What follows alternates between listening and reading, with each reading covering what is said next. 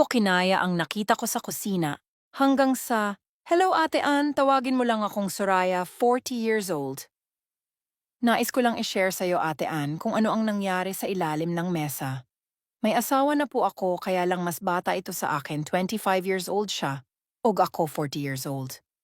Nagkakilala kami ng asawa ko sa pinapasukan kong trabaho sa beer house, tagalinis ako doon, at ang asawa ko naman ay customer lang namin. Tawagin lang natin siyang Regan.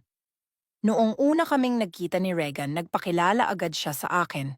Dahil matagal na daw niyang gustong makilala ako. Kahit medyo may edad na daw ako at maganda pa rin daw. Sinabi niya sa akin, Ate Ann, na may gusto siya sa akin at ako naman, sinabi ko kaagad sa kanya na may gusto rin ako sa kanya. Simula noon, palagi na kaming namasyal ni Regan at hindi nagtagal pinakilala ko siya sa mga magulang ko at sa isa kong kapatid na babae. Sa sobrang pagmamahal ko kay Regan ako na ang nag-propose sa kanya na magpakasal kami. Kitang-kita ko si Regan na palaging nakatitig sa kapatid ko. Maging ang kapatid ko ay napatitig din sa kanya, kaya dinala ko kapatid ko sa kwarto at pinagsabihan ito. Kinabukasan Ate Ann, nag-iba na ang ihip ng hangin si Regan na mismo ang nag-alok na magpakasal na daw kami. Sinabi niya sa akin Ate Ann na dito lang daw kami titira kina mama dahil kawawa daw ang mga magulang ko dahil matanda na ang mga ito. Lumipas ang ilang buwan sinabi ni Regan sa akin na magsama lang daw muna kami dahil kulang daw ang pera ng mga magulang niya. Pumayag na lang ako sa gusto ni Regan, nagsama na nga kami. Nagtaka ako dahil hindi pumasok agad si Regan sa kwarto namin. Kaya lumabas ako sa kwarto, nasa mesa pala si Regan, kasama niya ang kapatid ko. Ate Ann.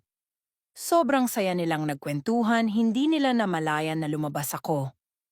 Hinayaan ko lang silang dalawa at nanood na lang ako ng palabas sa TV. Hindi ko na namalayan Ate Ann na nakatulog na pala ako. Pagising ko Ate Ann, pupunta sana ako sa banyo, pero pagbukas ko ng ilaw kitang-kita ko kung paano pinaligaya ng kapatid ko, si Regan. Nasampal ko si Regan at ang kapatid ko. Humingi sila ng tawad sa akin at sinabing mahal daw nila ang isa't isa. Wala akong magawa Ate Ann, kaya pinalaya ko si Regan at binigay ko na lang sa kapatid ko. Matagal din bago ako naka-move on. Noong okay na ang lahat, balik na ulit ako sa trabaho, lumabas na sana ako sa kwarto, pero biglang pumasok si Regan at diretso niya akong niyakap at hinalikan. Humingi siya ng tawad Ate Ann at sinabing balikan ko daw siya dahil hindi daw niya kaya ang ugali ng kapatid ko.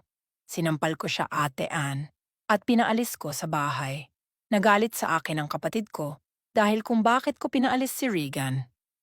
Sinabi ko sa kanya ang lahat Ate Ann na ginamit lang kami ni Regan at doon humingi ng tawad ang kapatid ko. Ngayon Ate Ann, masaya na ang buhay ko kahit walang asawa dahil nag-aasawa ang kapatid ko ng isang AFAM. Inaalagaan ko na lang mama ko habang binigyan naman ako ng pera para pang-capital sa munti naming tindahan. Sender Soraya.